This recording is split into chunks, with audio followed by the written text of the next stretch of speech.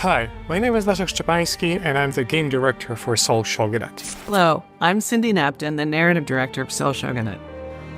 Together, we'd like to show you what it would feel like to immerse yourself in the world we created for our samurai space opera. The world of Seoul Shogunate is in many ways an homage to revered eras of Japanese history and our love for science fiction.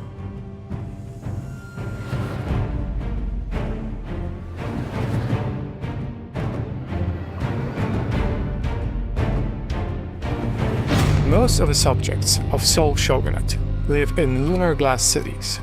These complex habitats are cone-shaped cores dug deep into the surface of the moon. They spin with enough centrifugal force to generate Earth-like levels of gravity. They are also equipped with technology to mimic the daytime to nighttime solar cycle, artificial weather patterns, and celebrate poetic seasonal changes experienced on Earth. Shogunate Lunar Glass City is inspired by feudal-era Japan. It is a city of elegance and refinement, and also a key seat of power for the shogunate. It was built by the elites, for the elites.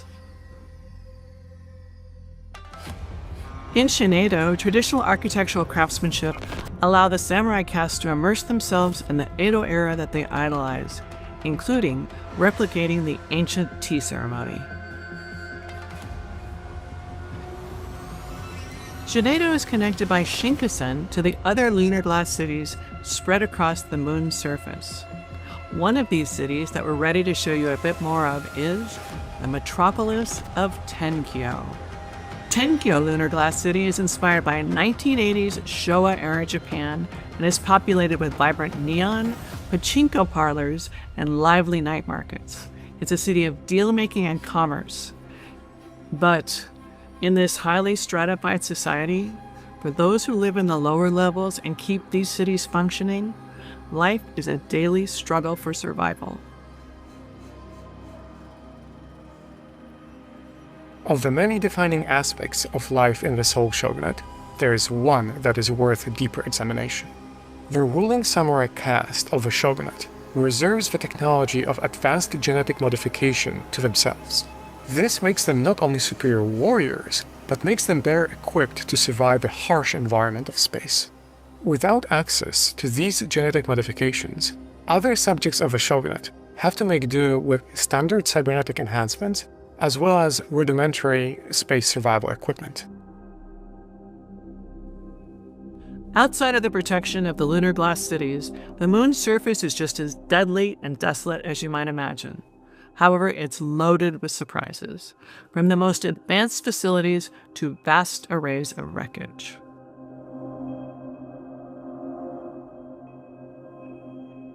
Of the many clans in the Seoul Shogunate, two hold immense power: the Tennoji clan and the Karasuma clan. All lunar and interplanetary travel is controlled by the Tennoji clan. The towering space elevator and orbital shipyards, as well as the Shinkansen, are under their authority. All mining operations on the moon are controlled by the Karasuma clan. This is their castle, isolated away from the lunar glass cities and positioned over the largest lunar material processing facility.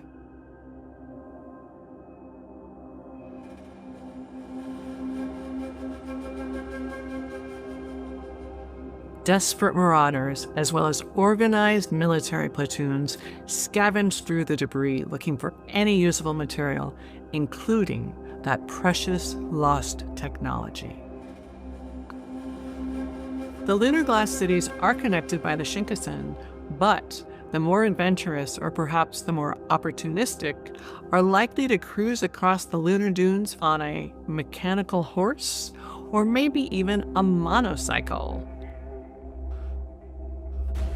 Hi, I'm Faye, and I'm the community manager for Seoul Shogunate.